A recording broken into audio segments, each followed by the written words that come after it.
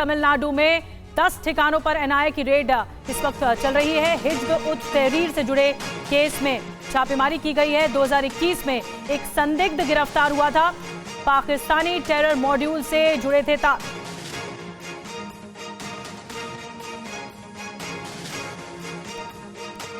ताबड़तोड़ छापेमारी हुई है। 10 ठिकानों पर रेड चल रही है तमिलनाडु में, तिरुचिरापल्ली और ईरोड, इसके अलावा तंजावुर में रेड चल रही है। अलग अलग ठिकानों पर रेड चल रही है। बताया जा रहा है हिज्ब उत तहरीर से इसके तार जुड़े हुए हैं, पाकिस्तानी मॉड्यूल से, टेरर मॉड्यूल से इसके तार जुड़े हुए हैं। जितेंद्र शर्मा और ज्यादा जानकारी के साथ हमारे साथ जुड़े हैं। जितेंद्र, इस रेड के बारे में, इस छापेमारी के बारे में और क्या डिटेल मिल पाई है?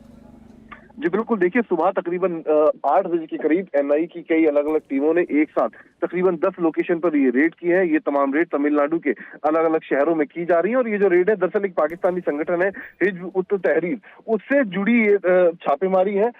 एक शख्स को साल 2021 में गिरफ्तार किया गया था, उससे लगातार पूछताछ की जा रही थी और उसी पूछताछ के दौरान इस मॉड्यूल से जुड़े कुछ और ठिकानों के बारे में जानकारी मिली एनआईए को और उसी तफ्तीश में एनआईए तमिलनाडु के इन 10 लोकेशन पर इस वक्त मौजूद है। हालांकि किस तरीके की बरामदगी हुई, किस तरीके कितने संदिग्धों को हिरासत में लिया गया, इस बारे में अभी तक कुछ भी एनआईए की तरफ से साफ नहीं किया गया है।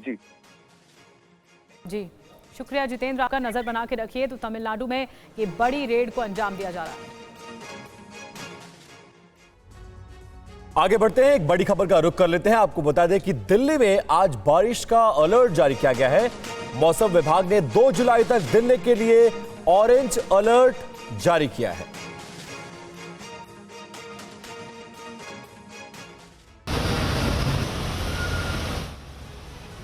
पिछले दिनों दिल्ली के लोग गर्मी और उमस से काफी परेशान थे। दिल्ली में मॉनसून का शिद्दत से इंतजार कर रहे थे। इसी बीच 2 दिन पहले दिल्ली वालों को बारिश की सौगात मिली। शुक्रवार को हुई बारिश के बाद सड़कों पर पैदा हुए हालात से लोग उबर नहीं पाए थे। राजधानी की सड़कों और गलियों में घुटनों से ऊपर तक पानी भर गया। अब अगले 2 दिन तक एक बार फिर दिल्ली वालों के लिए बारिश का ऑरेंज अलर्ट जारी किया गया है। मौसम विभाग का कहना है कि लोगों को तेज बारिश के लिए तैयार रहना होगा। मौसम विभाग ने दिल्ली और एनसीआर के लिए चेतावनी दी है, जिसमें कहा गया है कि आज और कल दिल्ली एनसीआर में तेज बारिश की संभावना है। मौसम विभाग ने मंगलवार तक आसमान में आमतौर पर बादल छाए रहने का भी अनुमान जताया है। इससे पहले शुक्रवार को हुई बारिश में 228.1 मिलीमीटर बारिश दर्ज की गई थी, जो साल 1936 के बाद से जून में एक दिन में हुई सबसे अधिक बारिश है। मौसम विभाग का मानना है कि अगले 2 दिनों में उत्तर प्रदेश और हरियाणा में भी भारी बारिश हो सकती है।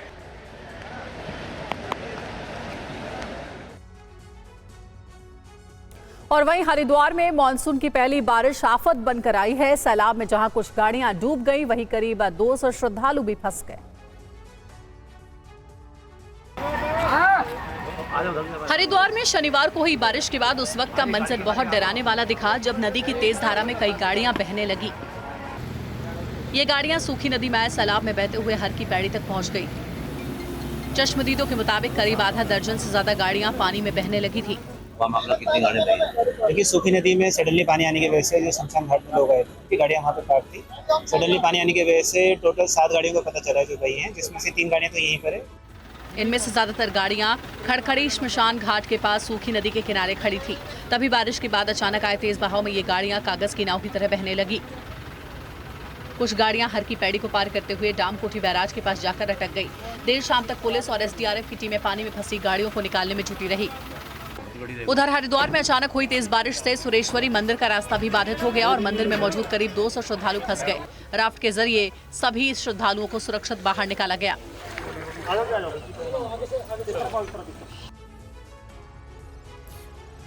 खबर पंजाब से। पंजाब के अमृतसर और आसपास के इलाकों में बारिश के बाद कई जगहों पर पानी भर गया है। सड़क से लेकर गलियों तक पानी ही पानी दिख रहा है।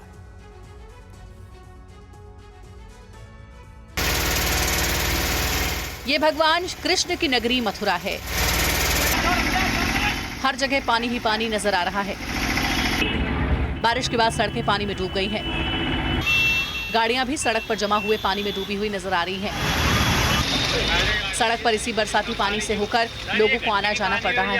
क्या कहेंगे इन हालातों को देखकर? इन हालातों को यही देखकर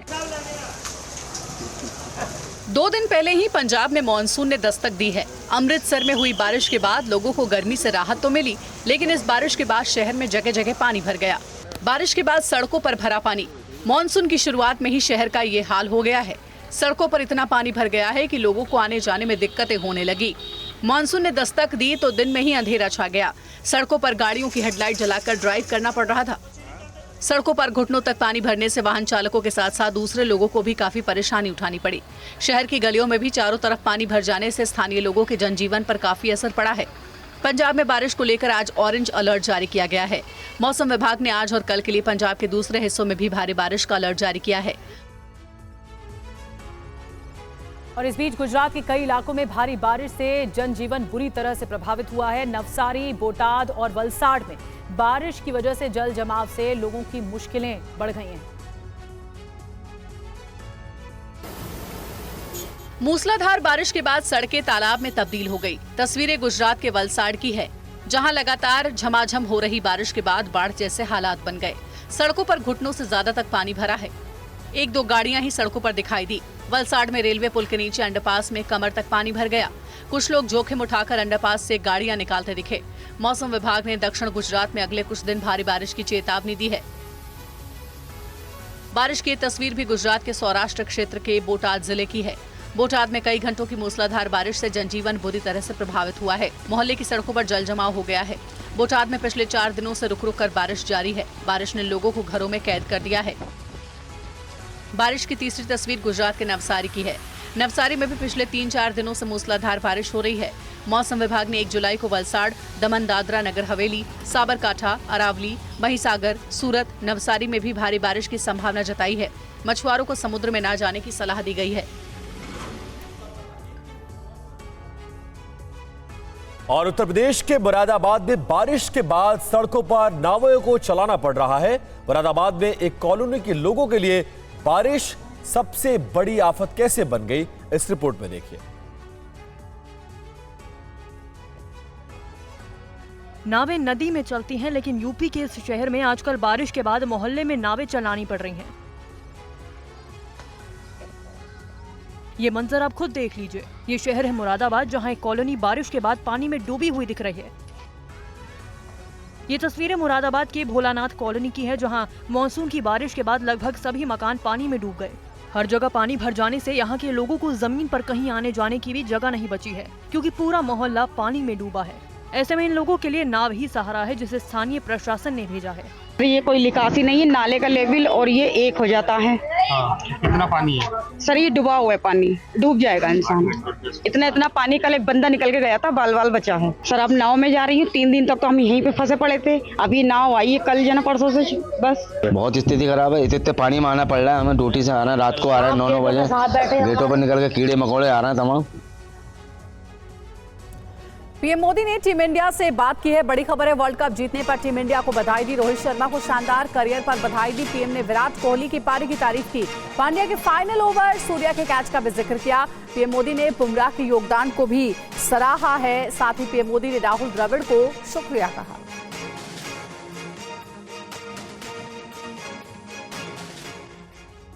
रोमांचक फाइनल में दक्षिण अफ्रीका को 7 रन से हराकर दूसरी बार T20 विश्व कप चैंपियन बनी टीम इंडिया ने नया इतिहास रच दिया। पूरे टूर्नामेंट में अजय रही टीम इंडिया के खिलाड़ियों की पीएम मोदी ने जमकर तारीफ की। पीएम मोदी ने खिलाड़ियों से फोन पर बात करते तस्वीरें भी शेयर की। पीएम मोदी ने कप्तान रोहित शर्मा की शानदार कप्तानी और कोहली की यादगार पारी की सराहना की। पीएम ने दोनों खिलाड़ियों के T20 इंटरनेशनल से संन्यास के ऐलान पर उनके अब तक के शानदार करियर को लेकर तारीफ की। पीएम ने आखिरी ओवर की पहली गेंद पर मिलर को यादगार कैच पकड़कर विश्व कप की ट्रॉफी भारत की झोली में डालने में अहम भूमिका निभाने वाले सूर्य कुमार यादव की भी प्रशंसा की। उन्होंने बुमराह और आखिरी ओवर डालने वाले हार्दिक पांड्या की भी तारीफ की। उन्होंने कोच राहुल द्रविड़ को भी आभार जताया। खेल के मैदान में आपने वर्ल्ड कप जीता, लेकिन हिंदुस्तान के हर गांव, गली, मोहल्ले में आपने कोटि कोटि देशवासियों का दिल जीत लिया।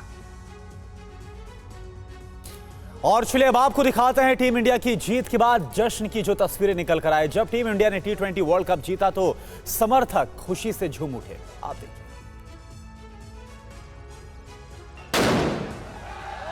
टीम इंडिया ने जैसे ही T20 वर्ल्ड कप पर कब्जा किया, बारबाडोस से लेकर भारत के हर कोने में मौजूद समर्थक झूम उठे। ये तस्वीरें जम्मू की हैं, जहां खूब आतिशबाजी हुई। लोगों ने भारत माता जय के नारे लगाए।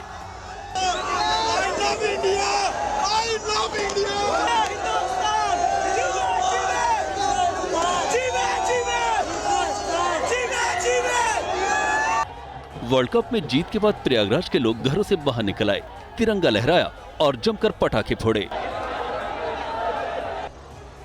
भारत साउथ अफ्रीका के बीच होने वाले फाइनल को देखने के लिए लोगों ने खास इंतजाम किए थे। लोग एक जगह इकट्ठा होकर बड़ी स्क्रीन पर मैच का लुत्फ उठा रहे थे। और जैसे ही हार्दिक पांड्या ने 20वें ओवर के अंतिम गेंद फेंकी, टीम इंडिया के समर्थक जश्न में डूब गए।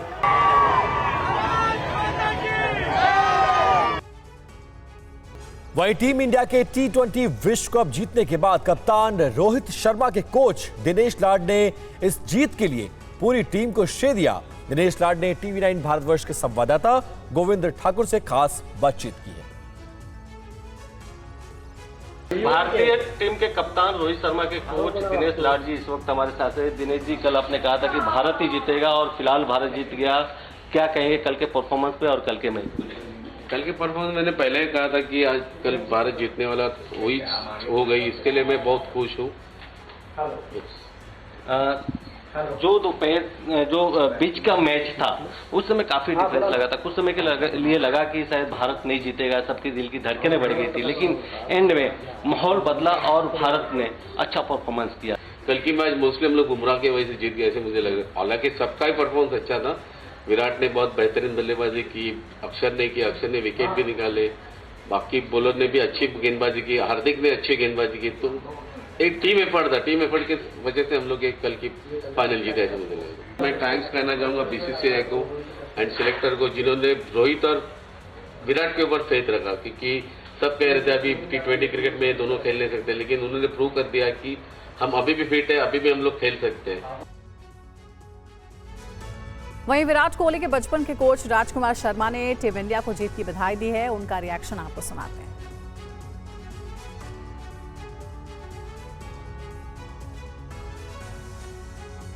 बहुत बड़ी जीत है, बहुत सेटिस्फाइंग जीत है। बहुत बहुत मुबारक पूरे देशवासियों को मेरी तरफ से बहुत बहुत मुबारकबाद। शानदार विजय और बहुत समय से जिस चीज़ का इंतज़ार था वो आज पूरी हुई है, तो बहुत ही खुशी का दिन है आज।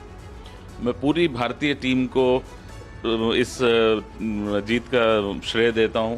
सभी ने अपना पार्ट प्ले किया पूरे टूर्नामेंट में, हर दिन नया हीरो बन के उभरा और इसीलिए ये भारतीय टीम जीती है, क्योंकि सबका परफॉर्मेंस रहा है। तो पूरी टीम को बहुत बहुत मुबारक।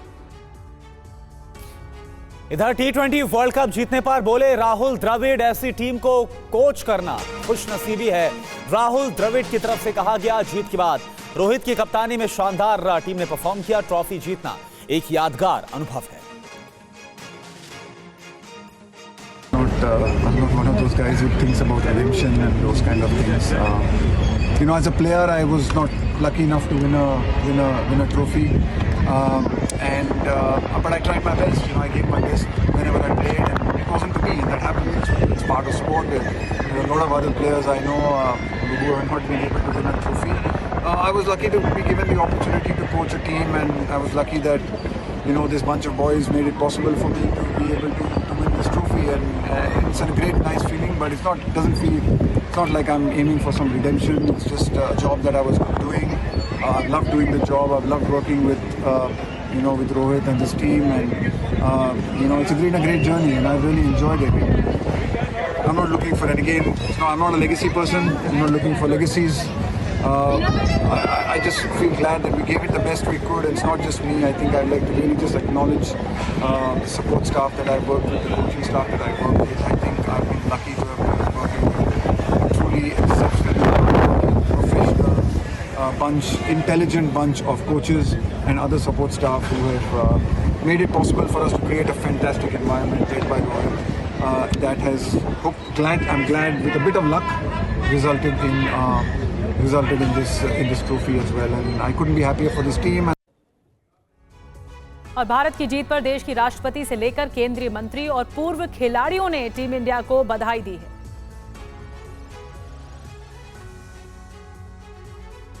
विश्व विजेता बनने पर टीम इंडिया को खूब बधाइयां मिल रही हैं। राष्ट्रपति द्रौपदी मुर्मू ने सोशल मीडिया पर लिखा है, फाइनल मैच में ये एक असाधारण जीत थी। शाबाश टीम इंडिया, हमें आप पर गर्व है। गृह मंत्री अमित शाह ने टीम इंडिया की जीत को राष्ट्र के लिए गौरवशाली क्षण बताते हुए सोशल मीडिया पर लिखा है, विश्व विजेता टीम को बधाई, हमारे देश के लिए एक गौरवशाली क्षण। लोकसभा में नेता प्रतिपक्ष राहुल गांधी ने भी टीम इंडिया को बधाई दी है। उन्होंने सोशल मीडिया पर लिखा है, सूर्या क्या शानदार कैच है। रोहित, ये जीत आपके नेतृत्व का प्रमाण है। रोहित, मुझे पता है कि टीम इंडिया को आपके मार्गदर्शन की कमी खलेगी। टीम इंडिया ने हमारे देश को गौरवान्वित किया है। यूपी के सीएम योगी आदित्यनाथ ने अपने बधाई संदेश में लिखा है, अजय भारत, भारतवासियों को हार्दिक बधाई, विश्व विजेता भारतीय क्रिकेट टीम का अभिनंदन, जय हिंद। कांग्रेस अध्यक्ष मल्लिकार्जुन खड़गे ने भी बधाई दी। सोशल मीडिया पर उन्होंने लिखा है, रोमांचक फाइनल में टीम इंडिया ने 17 साल बाद T20 वर्ल्ड कप जीता। प्रतिभा और समर्पण के शानदार प्रदर्शन के लिए बहुत बहुत बधाई। और 17 साल बाद टीम इंडिया T20 में वर्ल्ड कप चैंपियन बनी तो पूरा भारतवर्ष झूम उठा। 60 सेकंड में देखिए इमोशनल फैंस के रिएक्शंस। भारत टीम हमारी 17 साल के बाद जीती है। इतना खुशी में बहुत समय बाद हो, इतने दर्द छुपाए हैं। इतनी बार हमारी टीम बाहर फाइनल पहुंच के आ रही है। India India India India. Rohit Sharma से ज्यादा सेक्सी प्लेयर नहीं हो सकता। उसने जो किया है वो कोई नहीं कर सकता। रोहित शर्मा प्रेशर कैसे लेना है, और बहुत लोगों का मुंह बंद हो गया है इस बार। और विराट कोहली, यू सेक्सी, 5 रुपए की पेप्सी, विराट भैया सेक्सी। MS धोनी के बाद रोहित शर्मा से ही उम्मीद थी और फाइनली उसने कर दिखाया। Be proud India, be proud of Rohit Sharma, Virat Kohli, Jasprit Bumrah, everyone, Hardik Pandya. Klaasen ऐसी बैटिंग कर रहे थे, लग रहा था कि इंडिया के मैच से बाहर निकल गया, लेकिन वापसी दिलाई हार्दिक पांड्या ने। और जिस तरह से बुमराह ने बॉलिंग की और अर्शदीप ने भी लास्ट में आके, उस तरह से इंडिया, हमारा दिल जो था एक तरफ पे बैठ चुका था कि हम हार गए, लेकिन जो बैकअप दिखाया पाकिस्तान का याद आ गया। बहुत ज्यादा खुशी है, इतना ज्यादा खुशी कि शब्दों में बयान नहीं हो सकता है। प्रधानमंत्री नरेंद्र मोदी ने अपने तीसरे कार्यकाल के पहले मन की बात में आज पर्यावरण, अमरनाथ यात्रा, जगन्नाथ रथ यात्रा समेत कई मुद्दों पर बात की। पीएम ने मन की बात कार्यक्रम के 111वें एपिसोड में 26 जुलाई से होने वाले पेरिस ओलंपिक में जाने वाली भारतीय टीम को शुभकामनाएं दी है। मेरे प्यारे देशवासियों, अगले महीने इस समय तक पेरिस ओलंपिक शुरू हो चुके होंगे। मुझे विश्वास है कि आप सब भी ओलंपिक खेलों में भारतीय खिलाड़ियों का उत्साह बढ़ाने का इंतजार कर रहे होंगे। मैं भारतीय दल को ओलंपिक खेलों की बहुत बहुत शुभकामनाएं देता हूं। इस बार कुश्ती और घुड़सवारी में हमारे दल के खिलाड़ी उन कैटेगरीज में भी कम्पीट करेंगे जिनमें पहले वे कभी शामिल नहीं रहे। अब से एक सप्ताह बाद पवित्र रथ यात्रा की शुरुआत होने जा रही है।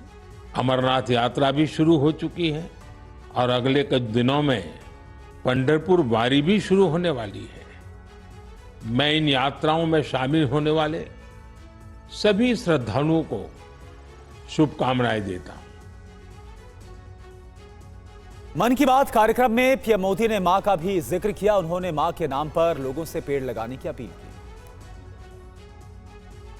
दुनिया का सबसे अनमोल रिश्ता कौन सा होता है? तो आप जरूर कहेंगे मां। हम सबके जीवन में मां का दर्जा सबसे ऊंचा होता है। मां हर दुख सहकर भी अपने बच्चे का पालन पोषण करती है। हर मां अपने बच्चे पर हर स्नेह लुटाती है। जन्मदात्री मां का ये प्यार हम सब पर एक कर्ज की तरह होता है जिसे कोई चुका नहीं सकता। मैं सोच रहा था हम मां को कुछ दे तो सकते नहीं, लेकिन और कुछ कर सकते हैं क्या? इसी सोच में से इस वर्ष विश्व पर्यावरण दिवस पर एक विशेष अभियान शुरू किया गया है। इस अभियान का नाम है एक पेड़ मां के नाम। मैंने भी एक पेड़ अपनी मां के नाम लगाया है। और केंद्रीय मंत्री जीतन राम मांझी ने बिहार में पुल गिरने की घटनाओं में साजिश बताया है। उन्होंने कहा कि सरकार को बदनाम करने की साजिश है। मांझी ने सवाल उठाया कि 1 महीना पहले पुल क्यों नहीं ढह रहे थे, अब क्यों गिर रहे हैं। बिहार में 12 दिनों में 5 पुल गिरने को लेकर सवाल उठ रहे हैं। विपक्ष सरकार पर हमलावर है। लगातार पुल गिरने को लेकर केंद्रीय मंत्री जीतन राम मांझी का बयान सामने आया। उन्होंने बिहार में पुल गिरने की घटनाओं को साजिश बताया है। मांझी ने सवाल उठाते हुए कहा कि 1 महीने पहले बिहार में क्यों नहीं गिर रहे थे पुल, अब क्यों गिर रहे हैं। जीतन राम मांझी ने कहा कि बीजेपी के नेतृत्व वाली राज्य सरकार को बदनाम करने की साजिश की जा रही है। पुल गिर रहे हैं, काहे पुल गिरे हैं, तो ऐसा तो लगता है कि साहब उसमें खराब मटेरियल लगा होगा, लेकिन आज से 15 दिन पहले या 1 महीना पहले पुल क्यों नहीं गिर रहा था या अभी क्यों गिर रहा है। इसमें कहीं न कहीं हमको लग रहा है कि कोई साजिश तो नहीं है कि जानबूझकर के लोग सरकार को बदनाम करने के लिए इस तरह की बात करते हैं। मांझी ने कहा कि सरकार की छवि खराब करने के लिए ये सब जानबूझकर किया जा रहा है। हालांकि मांझी ने ठेकेदारों द्वारा घटित निर्माण सामग्री के इस्तेमाल की बात भी स्वीकार की। उन्होंने कहा कि पुलों के ढहने की वजह ये भी हो सकती है। और वहीं महाराष्ट्र सरकार ने बड़ा ऐलान करते हुए प्रदेश के सभी बुजुर्गों के लिए धार्मिक तीर्थ स्थलों का दर्शन मुफ्त कराने का ऐलान किया है। शिंदे सरकार के इस ऐलान को लेकर सियासत भी अब तेज हो गई है। महाराष्ट्र के मुख्यमंत्री एकनाथ शिंदे ने शनिवार को सभी धर्मों के वरिष्ठ नागरिकों के लिए मुख्यमंत्री तीर्थ दर्शन योजना का ऐलान किया है। उन्होंने कहा कि यह योजना उन बुजुर्गों को मदद करेगी जो आर्थिक वजहों से धार्मिक स्थलों पर नहीं जा पाते। बीजेपी विधायक राम कदम ने इसकी मांग की थी। सभी को कैपेसिटी नहीं होती है जाने की, आर्थिक जो उनकी अड़चन है इसके वजह से, तो सरकार निश्चित रूप से इस मुख्यमंत्री तीर्थ दर्शन योजना को शुरू करेगी और हमारे ऐसे ज्येष्ठ लोग हैं उनकी यात्रा सुकर कराएगी। हालांकि बजट के ऐलान के बाद इस योजना को लेकर जारी आदेश पर विपक्ष ने सवाल उठाया है। विपक्ष ने इसको लेकर सरकार के खिलाफ विशेषाधिकार हनन का प्रस्ताव लाने का ऐलान किया है।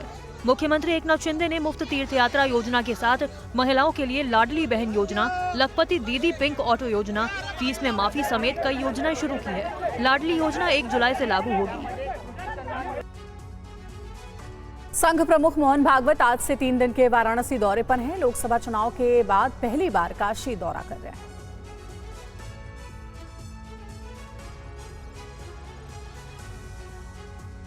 संघ प्रमुख मोहन भागवत 2 दिवसीय दौरे पर वाराणसी पहुंच रहे हैं। भागवत वहां कई कार्यक्रम में शामिल होंगे। लोकसभा चुनाव के दौरान मोहन भागवत काशी आए थे, उसके बाद आज फिर वाराणसी आ रहे हैं। भागवत की यात्रा के लिए पूरी तैयारी की गई है। रात 8 बजे बाबतपुर एयरपोर्ट पहुंचेंगे। उसके बाद वो काशी में रात्रि विश्राम करेंगे। अगले दिन यानी कल वो गाजीपुर और मिर्जापुर भी जाएंगे। संघ प्रमुख गाजीपुर में परमवीर चक्र विजेता वीर अब्दुल हमीद के जीवन पर आधारित उनके पुत्र द्वारा लिखी गई पुस्तक का विमोचन करेंगे। ये कार्यक्रम वीर अब्दुल हमीद के गांव धामपुर में आयोजित किया गया है। पुस्तक विमोचन के कार्यक्रम के बाद मोहन भागवत हथियाराम मठ जाएंगे और संत भवानी नंदन महाराज से आशीर्वाद लेंगे। गाजीपुर के बाद भागवत मिर्जापुर के देवराहा हंस बाबा से मुलाकात करेंगे। वहां रात्रि विश्राम के बाद मंगलवार को सभी कार्यक्रम खत्म करने के बाद मोहन भागवत काशी से रवाना होंगे।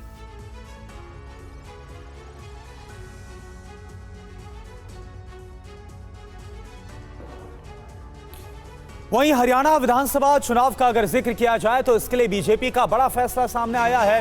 नायब सिंह सैनी के नेतृत्व में लड़ा जाएगा चुनाव। अगला प्रदेश कार्यकारिणी की बैठक में अमित शाह की तरफ से ऐलान किया गया, बिना किसी गठबंधन के सरकार बनाने की अब तैयारी हरियाणा में अक्टूबर में होने वाला है। हरियाणा विधानसभा चुनाव जिसको लेकर अब बीजेपी रणनीति बना रही है।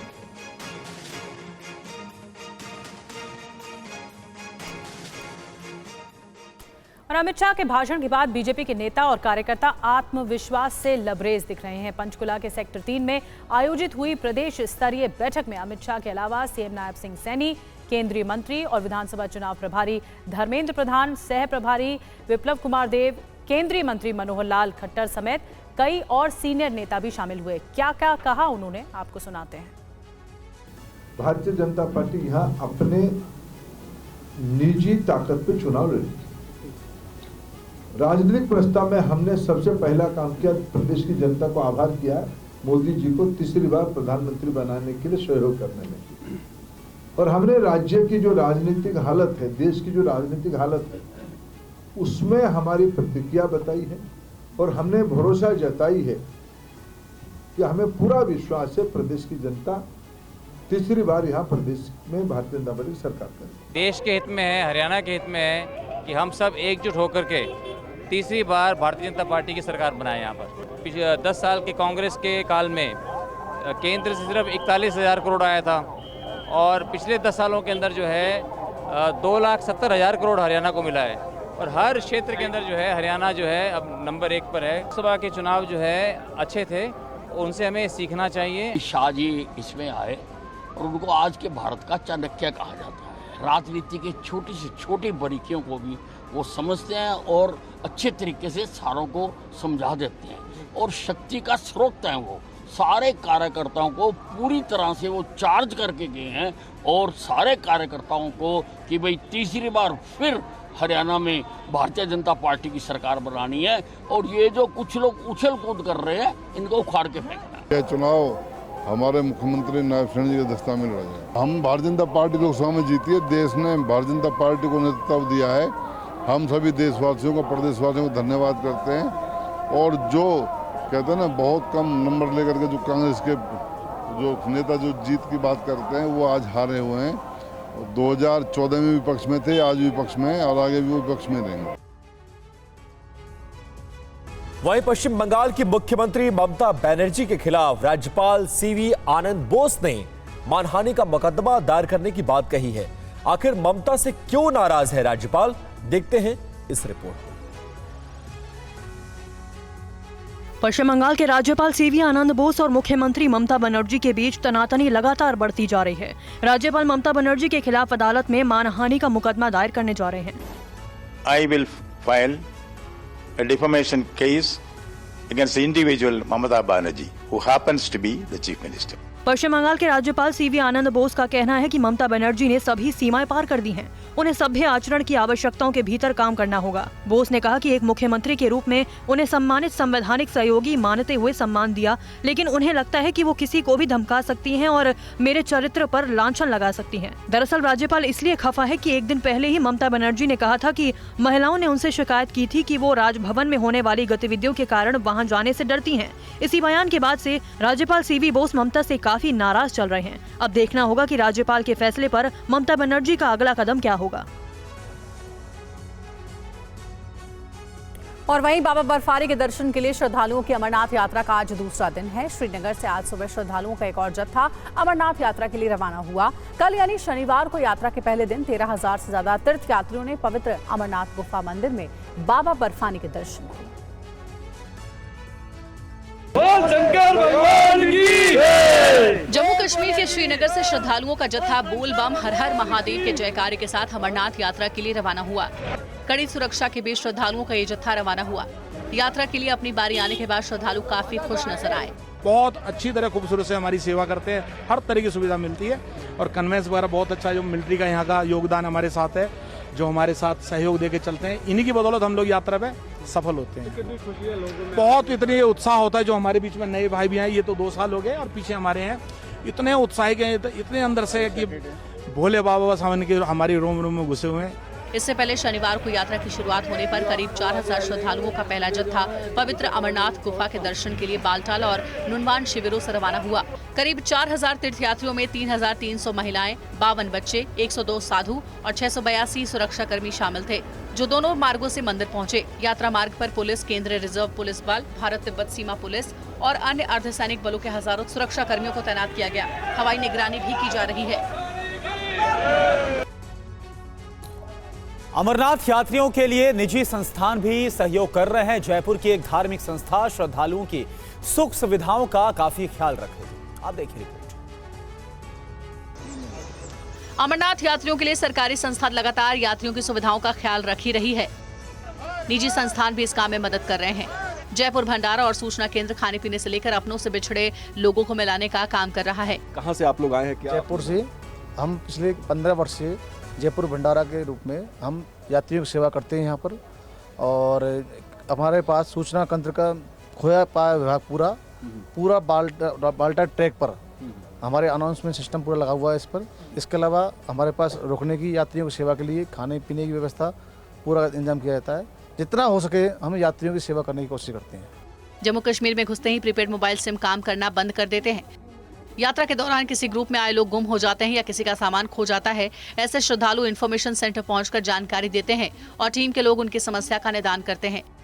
मोबाइल संपर्क न होने की परेशानी के बावजूद ये सुविधा श्रद्धालुओं के लिए मददगार साबित हो रही है।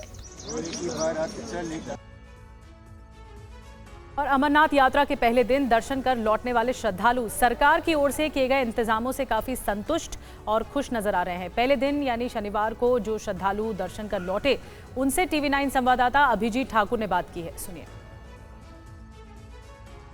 है, कैसे रहे आपके दर्शन? एकदम मस्त रहे, बढ़िया रहे, एकदम बढ़िया रहे। तो देख सकते हैं आपकी दर्शन करने के बाद लोगों की खुशी है और वो अपनी खुशी का इजहार भी कर रहे हैं। दर्शन कैसा रहा सब लोगों का? ठीक रहा, ठीक रहा। व्यवस्था कैसी है ऊपर, सब ठीक है? बहुत बढ़िया है व्यवस्था, बहुत अच्छे से दर्शन। 22वें साल है कंटिन्यू, 22 ईयर। तो पहले भी आते रहते थे भंडारे में, हर साल ही आता हूँ और पहले दिन ही दर्शन करता हूँ। मगर अब की बार जो रौनक और जो व्यवस्थाएं और जो गवर्नमेंट ने जो व्यवस्थाएं की हैं वो लाजवाब है। हर चीज़ की हर सुविधा है, हर फैसिलिटी है कि हमें वो वहाँ बुला लेंगे। अमरनाथ सिर्फ सपने में सोचा ही था, हमें विश्वास ही नहीं हो रहा है। इतना खूबसूरत नज़ारा है, हर किसी को जाना चाहिए, हर किसी को। आप तो भावुक हो रहे हैं। मैं मतलब मुझे विश्वास नहीं हो रहा है कि क्या कहूँ मैं, सब कुछ वही है। हर हर महादेव।